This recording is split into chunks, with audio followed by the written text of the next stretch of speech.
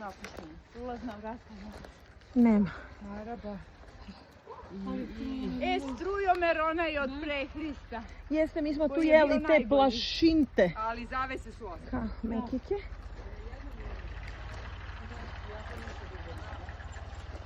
Eto.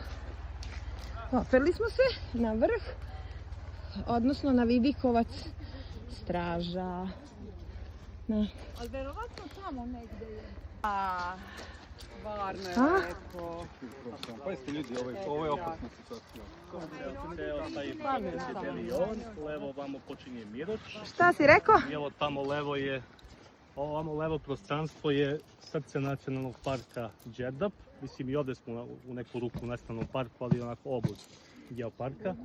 Znači donje Podunavlje, tamo je Miroč, Veliki Štrbac, ovo je vamo krajnji greben je greben Veli Jovana. A sada smo trenutno na straži, ovo vamo pred nama je vrh Obla. Ovo visoko stene ove. Najviši vrh je Garvan, on se ne vidi, on je iza 940 metara. Ja, pa mi smo bili na Garvanici. Na Garvanici kod Riknje, da. A ovo je drugi. Garvan, znači. Tamo što se vidi, tamo iza, ono skroz, vidiš. To tamo Miroč. A Miroč? Miroč je tamo.